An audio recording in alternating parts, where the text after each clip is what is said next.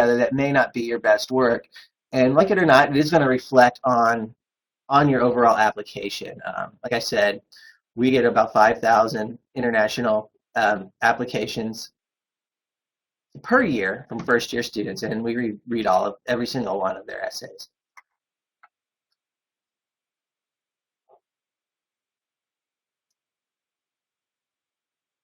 And does the essay matter? Like I just said, it certainly does. It can really be important for those students who are applying to universities where maybe their other academic credentials are maybe on the line with kind of borderline in terms of admission. You say, okay, I'm applying to this university. Their average GPA is this. They often have test scores that are in this range. That's where the essay can really, and you're right on that borderline, that's where the essay can really come into play and can make you fall on one side of that fence or the other. Are you going to be accepted? If you're on the line, that essay can push you over the edge to be accepted. Or if it's really not well done or very sloppily done, that can maybe push you on the other side of that line, and then you might be on the outside, kind of looking in for admission. But a lot of schools also use that essay beyond just admission. Some schools will use it to see if a student is going to be a good fit for an honors program within the university. Sometimes universities, they may not have a separate application for an honors program. It's just the application for admission. And that essay is going to determine whether or not you're going to be in that honors program within the university or not. So sometimes schools will use the essay to determine admission into an honors program. A lot of universities, and this is really important, a lot of universities will use that essay to determine scholarship awards. Okay, you meet kind of the general requirements for admission to the university. You may even meet the requirements for admission into for a merit scholarship based on your grades and on your test scores. But the award that you receive could be determined, the amount could be determined based on your essay. And finally, we can look and see in an essay if you're going to be a good fit for our university or for another university. Are you really going to be a happy person at this campus or not? And finally, and maybe most importantly, the essay is that one chance to tell us something that your transcripts don't show.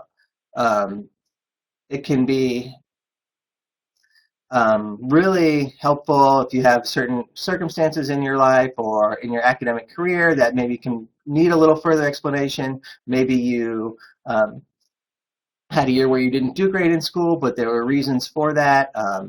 Maybe you have other things that going on that you can provide explanation for to put your entire application in context. The essay is the one chance where you can provide an explanation for that. That's like the one place on the application that you can really write whatever you would like, correct? You can write, there's not a fill in the blank, right? It really gives you a chance to expand on everything else that you're doing and really to provide some insights into you and kind of you as a student and as an individual.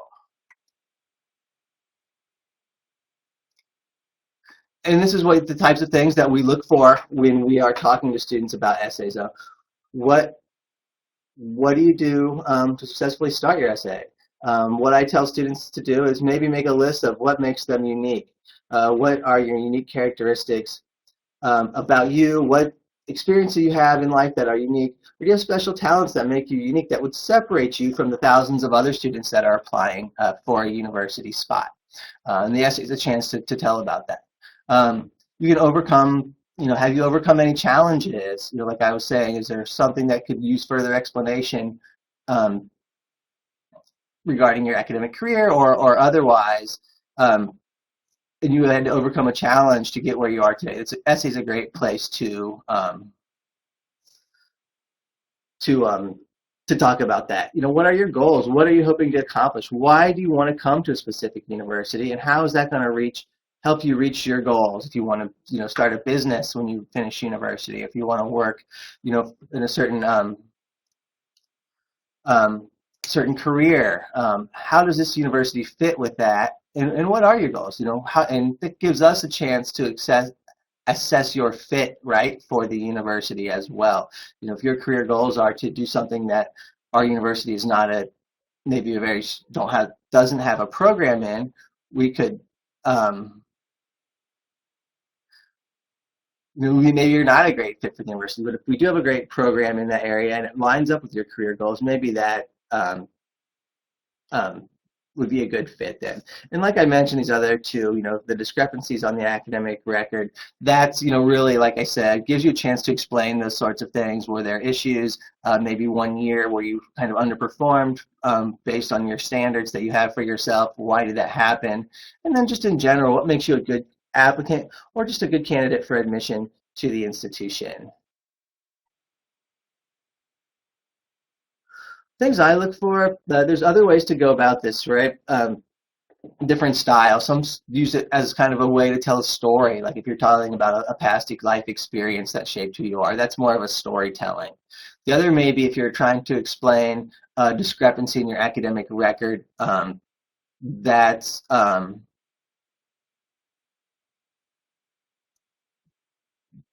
that's more informative, right? That's the way you can learn you can write it in that way. The other thing you want to become, and I'll go into this in a minute, the other thing you want to be cognizant of is making sure you're answering the question. Sometimes it's very free-flowing. It's just kind of, you can write the essay of your choice, and others have very specific prompts or questions that must be answered. And if you're addressing one of those specific prompts, and I'll list a few that the common application used last year, just as an example, if you're addressing one of those prompts, make sure you answer the question so it matches up. So if you answer a question that's not being asked, it doesn't always look great. So you always want to make sure you're answering the question. The other way to do is more of an analytical assessment of either your education or something else. So a lot of different approaches to doing the essay. I think I personally like the ones that are telling a story, telling about your personal experience.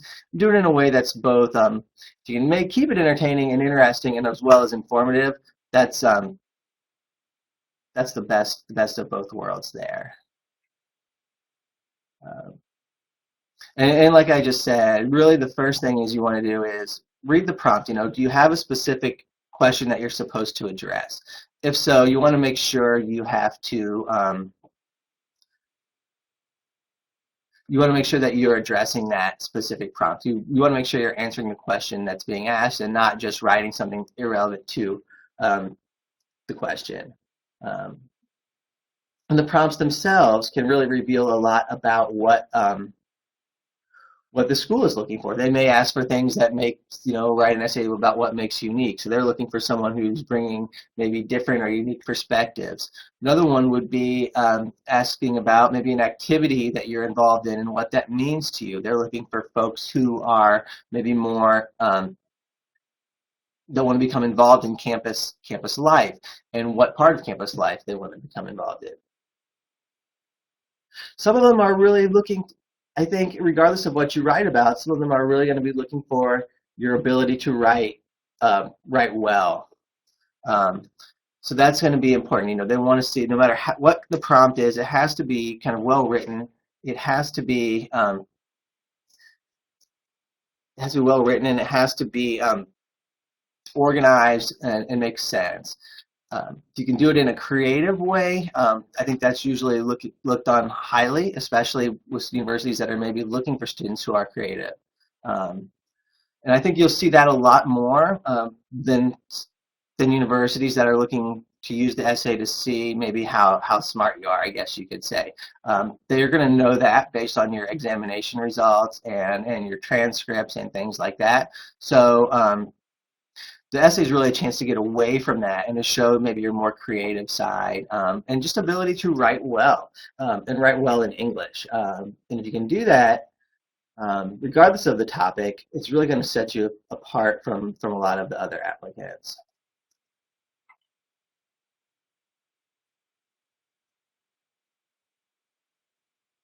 how do you, oftentimes what you're going to see is that you're going to have multiple options about the topic, right? You can write about, like I said, it could be about a past experience that shaped you. It could be about your favorite activity. It could be about just explaining something of your previous academic record or your highest achievement. Whatever you select, you need to be confident about the topic you select. You need to feel good about what you're writing about. It should come pretty naturally. It should be something that's familiar to you, right? Because the essay is really your story. So if you're not confident or you don't feel comfortable with what you're writing about, you may have picked the wrong topic because this essay is about you. You should feel comfortable with it. Again, answering the question, you always want to make sure you do that and not just try to impose a pre-written essay on top of a question that's not related to the essay that was already written, but you just want to use that essay because it's already done. That becomes pretty obvious to the reader when it doesn't address the topic, and that can be a problem for the student. If you can be specific, things that are written very vaguely don't teach us a lot about you. So you can put in some specifics about yourself and just some details that really relate the essay to you as a person or to your specific situation. That helps. Notes, like I said, a lot of schools, and we read a lot fewer than a lot of other universities. Some schools will have twice as many international applicants as us, and so be cognizant of the length. They don't want to read things that are over. Most, like the Common Application, will limit the length on there, and it has a certain range that it should be good. I think anything over a page is probably going to be too long. About 1 page, if you can write a solid kind of 1-page essay, that's best. You can always submit supplemental essays that are longer than that, but I think once you get into being over a page or 2 pages, I think you're going to find that a lot of universities aren't going to spend a lot of time reading them just because it just takes too long. And there's just too many to read. So about one very well written page is really sufficient. These are some of the prompts that the Common Application used last year. I just wanted to run these by you guys just so you can see the types of questions that are being asked, and gives you an idea to start thinking about the essays that you could write based on your own experience and how these relate. A lot of students will use this number 1 prompt. A lot of students used it last year. It's a popular one. And it really asks about your background, interests, talent that's most meaningful to you. A lot of students have a certain activity that they really have, be it volunteer work, or it even could be sports, or maybe it's dance or theater. That really is a big part of what they do in secondary school, and so they like to write their essay about that, and that's one option.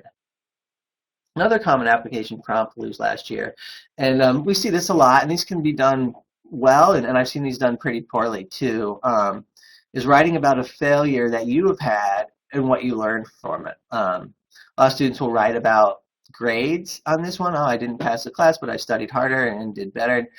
That's not really a good essay because we already know that from your transcript. I think we were looking for something that's more kind of big picture, more like, what did you learn in, what was a failure maybe you had in life? Maybe it was something to do with maybe having an employment or a business, or is it maybe relationships with family members or something like that, things that you learn from mistakes. And that's always a popular option too. This one I don't see as much, where students are asked to reflect on a time when they challenged a belief or idea. It's kind of a little bit more vague, I guess, and so it's sometimes hard for students to write about this one, and I haven't really seen a lot of international students select this option. This is one that's a little more common. It really allows you to be creative.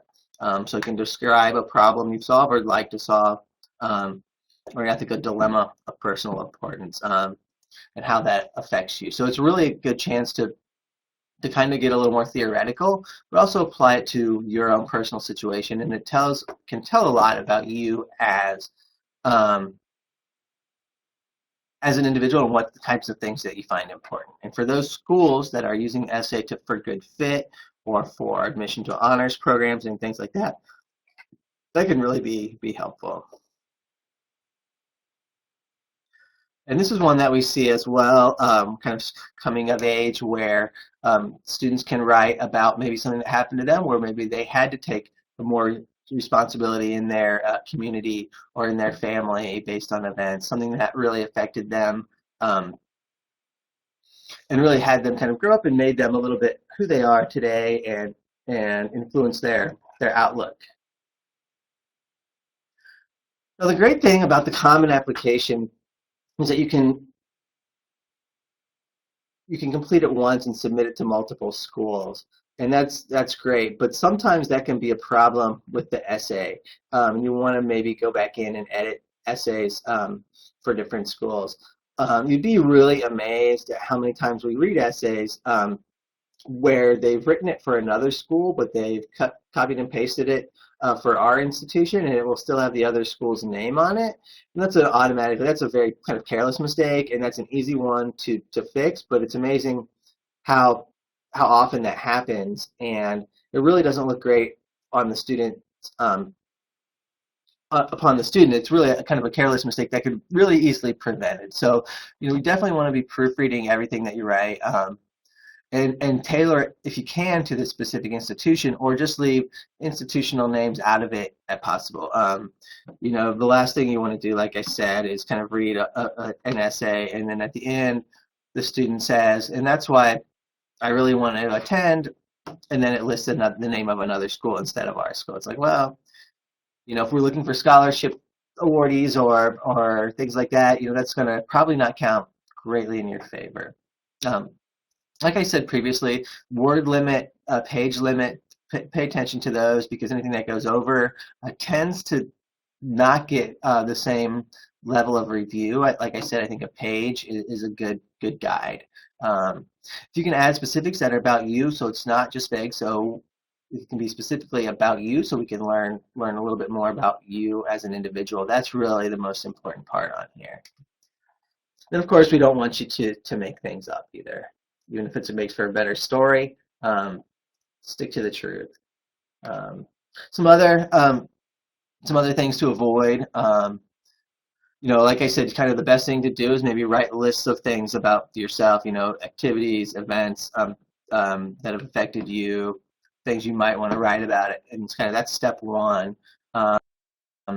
Then you can write an essay on, kind of just write that page out and see what that looks like. And from there, then you can go back, edit it, trim it down, add to it, have someone else look at it who you trust, an English teacher, someone else who can add insight to make it a little helpful. Not do it for you, but to add some assistance to you. I've got some examples of some good and bad essays here that I'll share, and I'll leave with the Education USA office as well, and that should be helpful to you also. It is a delicate balance where you want to be informative, you want to be formal, you don't want to use a lot of slang words or bad grammar or things like that, yet it also needs to be entertaining. We do want to learn about you at the same time. We want to stay engaged and read the thing from the beginning to the end. You don't want your reader to check out halfway through. And like I said, finally, it is the one chance really where it's not a yes or no kind of fill in the blank question. It's an open-ended question for you, and that then that's your one chance to provide that open-ended answer. We can learn a lot about you, and be surprised when we have that additional information, how it changes how we would review a student's application once we know a little bit more about the student as an individual. Here's kind of an example, and we'll leave these with you, so I'm not going to read them, but I'll kind of just go through these quickly so we can just see what's good and bad in terms of the essays that we receive. This is an example of kind of a descriptive essay. So this is an individual who's describing a little bit about what's important to them, and kind of just describes that. So, like I said, I think this is a pretty good example of what we would say is a good essay, and so you can kind of go back and hopefully look at these on your own time a little bit. This is one who's maybe an example of someone who overcame a challenge, student who had difficulty in school, kind of had ups and downs in school, and then how they dealt with those challenges, and where they are now because of the challenges that they faced. This is actually from an international student as well. This is one I think would say was maybe not a great essay. This is a student who moved to Canada from the United States, and saw that as kind of a life-changing event, which I'm sure it is, but just the way it's written, and the way it's kind of presented, the student kind of presents himself as maybe someone who doesn't adapt well to change, someone who doesn't embrace new challenges, someone who maybe is easily discouraged and doesn't really try hard to kind of become involved in new activities. Ultimately, they do in the essay, but I think the way it's written, it doesn't come across that way. I think the idea of having that as a challenge, moving from one country to another, is a valid topic for an essay. I just think the way it was done could have been better. They just kind of presented themselves in not the best light, which is unfortunate. Here's another one that I didn't think was great. I think this was a student who used to do a lot of skiing, and then they did some volunteer work. And the way it's written, it's kind of like, well, I'm a really, they kind of, it's a little bit too boastful in some way, and then kind of doing some maybe volunteer kind of community service work on the side as kind of an afterthought. It wasn't really that wasn't the focus. It was just something that they did. The way they wrote it, they're like, oh, I do this, I'm really good at sports, but I do this stuff on the side just because I don't have a lot of other things to write about, I guess. And so it was just a little bit shallow, I think. And doing work with a volunteer agency is great. A great topic for an essay, but it really has to be the center of it, and how that work has changed you, and not how, not about your skiing ability, basically. So not great here. This one, however, on the other hand, it is I would say it was a good essay. Obviously, it's an unfortunate event that happened to this student. But the way they wrote it, it really fills us in on how the student, how the student is, who they are today, and also kind of the challenges that they faced. And it really, when we're reading this essay, after reading this essay, you kind of learn a lot more about the student and where they're coming from, and you put really all of their academics and activities and all of that stuff in context. So that's what I would call a compelling essay.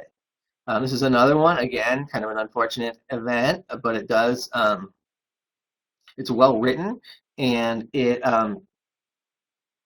also provides context into where this student is particularly coming from, and just kind of what she's been through during her high school career. So this is another one. I think this is one, like I said, kind of that transition from childhood to adulthood, answering that prompt, and saying to how this student has grown when she had an illness in the family. So I think that's another one that provides some great insights into the student. So you can see kind of it's a thin line, I guess, but you want to provide information about how, in the essay, about how you kind of became who you are, how certain events have affected you in your life. But at the same time, you don't want the essay to revolve too much around you. It's more about the events that affected you. Um, these are these are pretty short ones, actually. I've seen them typically longer, but they can certainly be within this range, or maybe just a couple maybe 3 to 5 paragraphs is probably fine. And I've seen them written in a lot of different styles. They don't have to be uniform paragraphs or anything like that. They can be 2-sentence paragraphs or 3, and then 8. It really depends on the topic and how you choose to write it. So that's really kind of my short version on writing essays. Like I said, we read a lot of them, and we read a lot of good ones, and we read a lot of bad ones. And take your time with it, and use it as that one tool to tell us a little bit more about yourself. And that's really the takeaway on that. With that, I'm pretty much finished with the formal kind of presentation on that. I'd be happy to answer questions about about the essay itself, or just about Miami University in general. We've got about 20 minutes to fill in to fill in those questions. So we'll go ahead. Let me look in the box here.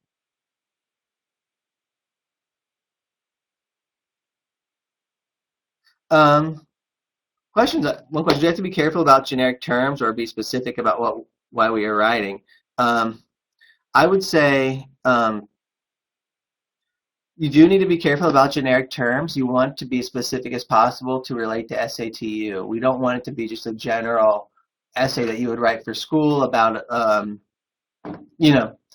just a topic about a piece of literature, for example. You're writing a review of a book. It has to really be about you, so it has to be specific in that way, and how things have affected you. So that's that. How can you write your achievements? Generally, at least for undergraduate students, if there's one achievement you're specifically proud of, it can be a good topic for the essay if it's written the right way. Otherwise, in the Common Application itself and most other applications, you're going to find that there's a special space to put in your achievements or your activities. So there's actually, in the Common Application, you can put in the awards that you've received, really from 9th grade on.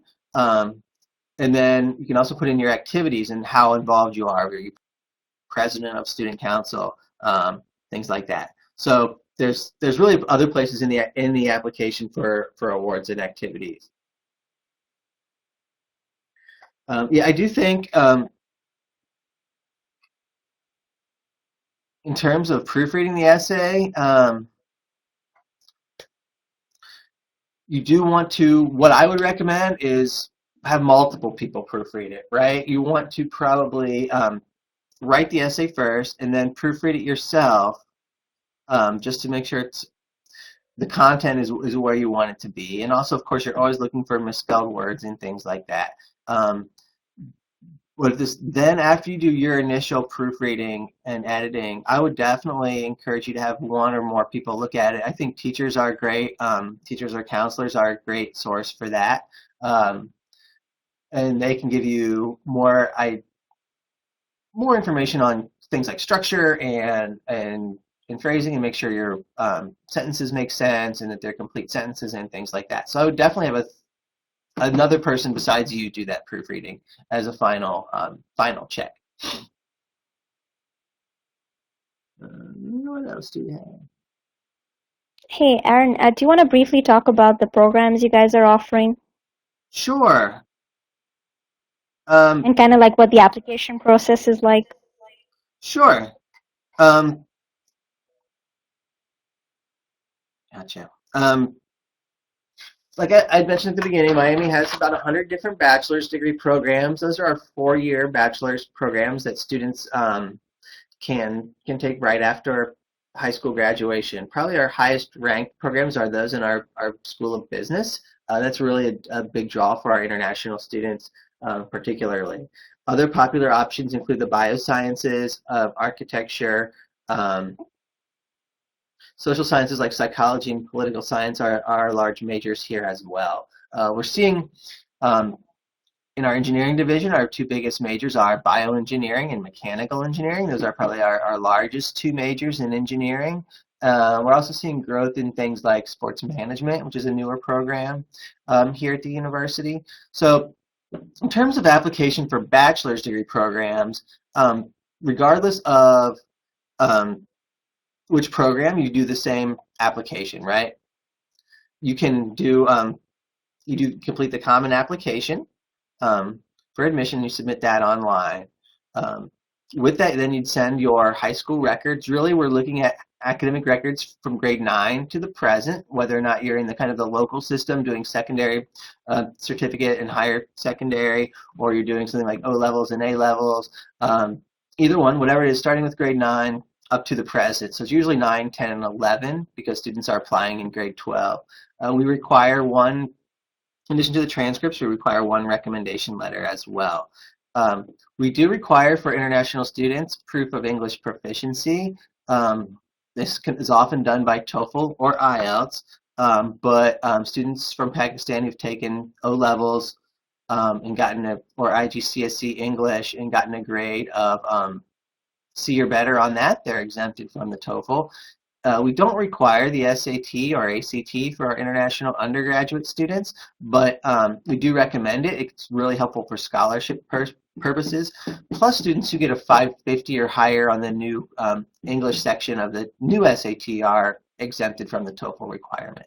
So those are the basic requirements for the application process. We do holistic, so we do look at everything, the recommendation, of course, the essay, and the transcripts and any test scores that are submitted. We have two main scholarship programs for international undergraduate students.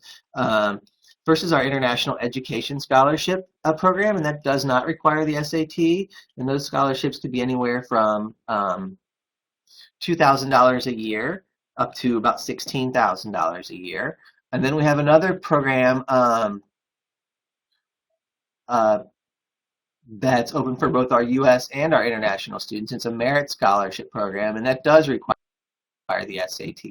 And those scholarships can really be anywhere from $1,000 up to about $30,000 per year based on the test score. So students are able to combine those scholarships, so that's good news. The average scholarship this year for accepted students was about $10,000 to $15,000 per year, although we had students receive scholarships up to $30,000. There's no separate scholarship application. Everyone who applies for admission is automatically considered.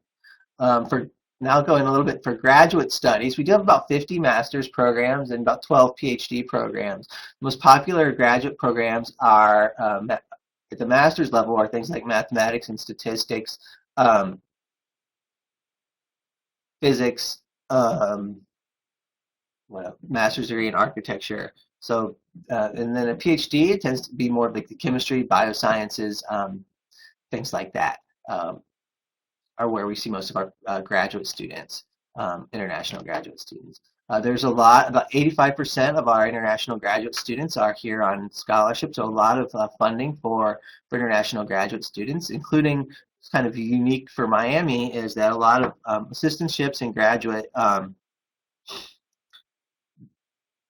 awards are available not only for PhD students, but for master's students as well. So definitely some graduate opportunities, including some good funding for our master's and PhD students. One question I get a lot that we don't have for graduate studies, we don't have a lot of engineering graduate programs. We only have computer science and computational engineering master's programs, and we don't have an MBA program either. We have a part-time program, but because it's part-time, it's not really a good fit for international students.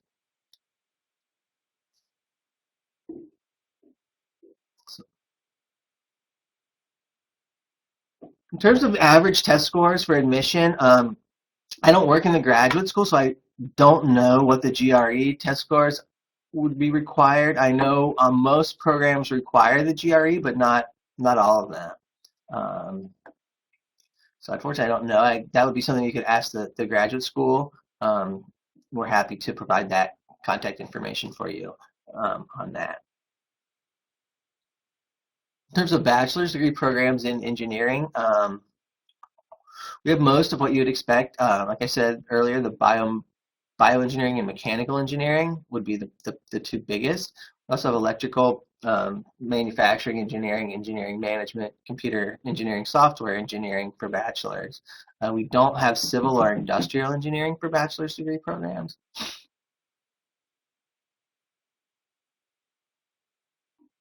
If there's anything else I could maybe answer, I'd be happy to do that.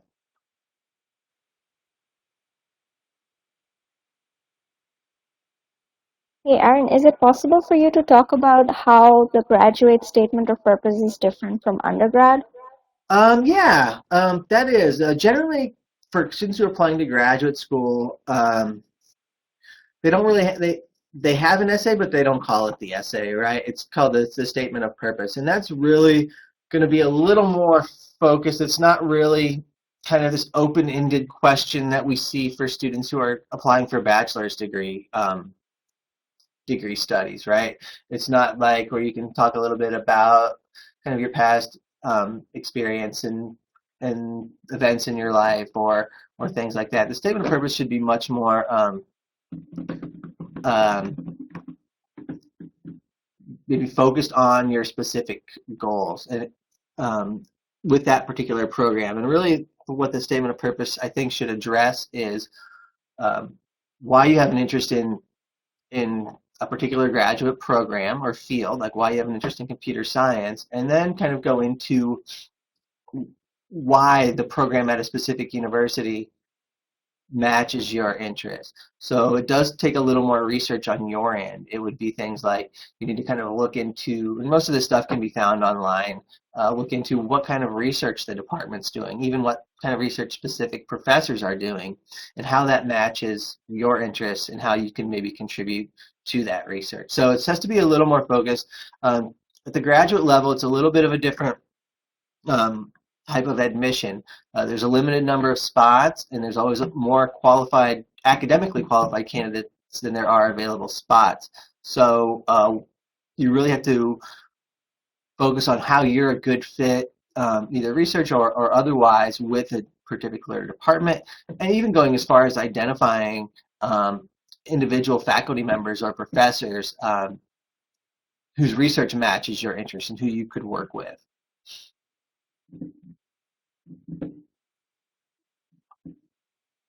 So that's a great question.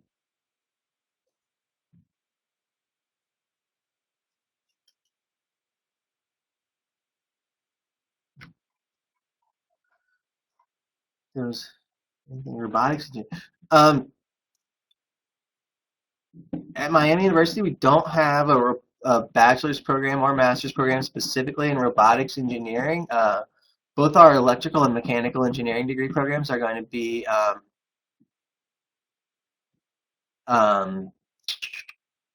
have robotics components to them. So we don't have anything that specific, but I think if you're interested in robotics, I think you'd find a good match in either mechanical engineering or electrical engineering.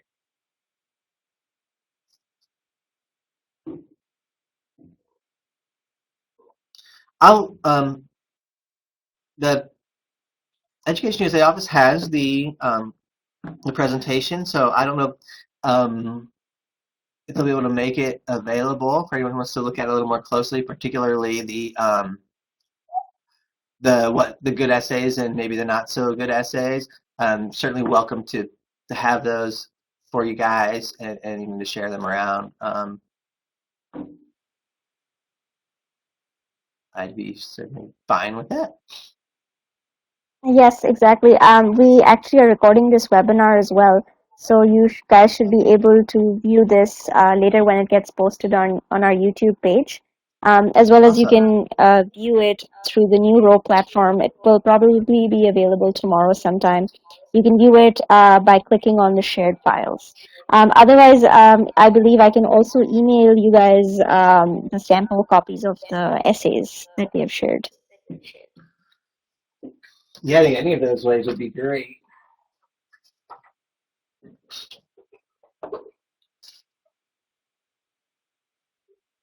I So don't another see any question. more questions at this point. Oh yeah, go ahead. No. Oh, I saw one in the chat section asking about if we have our agriculture. That's not a field of study that we have here at our university. Um,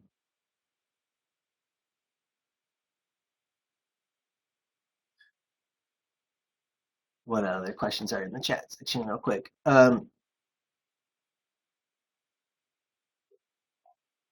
Someone's asking about a graduate program in public health. Students who are applying for a graduate program, they would definitely want to list all of their previous degrees, bachelor's degrees or bachelor of arts degrees, or if they have a bachelor of medicine or both. Um, Even if they're not related, like a bachelor of arts degree, maybe in the bachelor of medicine, and they want to do public health, the bachelor of arts is not necessarily related to it, but you definitely would want to include that still in the um, in the application. We have PhD in math. We actually have master's programs in mathematics and statistics, but no PhD programs. Um, One thing I didn't talk about, I talked about merit scholarships. I didn't talk about athletic scholarships. We're Division I university, and so Miami University does offer athletic scholarships in the sports that we compete in the Division I level. I think we have um, about 18 Division I sports for both men and women. I mean, total of 18 for men and women. And so those sports scholarships are awarded here in the U.S. by the coaches. So it's not something that the admission office can do, but we can certainly put you in contact with the coaches of your sport of interest.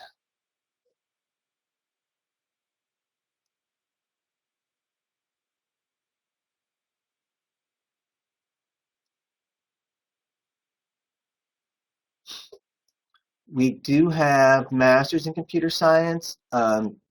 It's really the only computer-related graduate degree that we have. We have bachelors in information systems and bachelor's in software engineering and computer engineering, but master's, it's only computer science.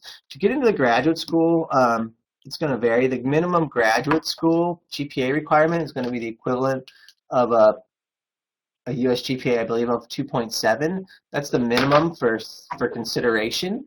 But for actual admission, you're going to find, depending on the year and how many people applied, that what is needed to actually be admitted could be significantly higher than that.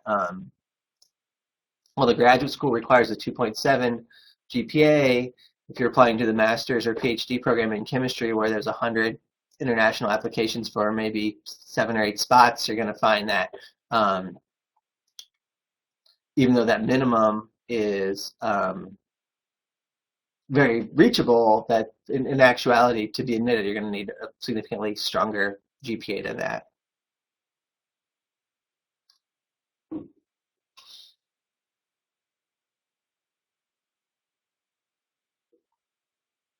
Well, I want to thank everyone for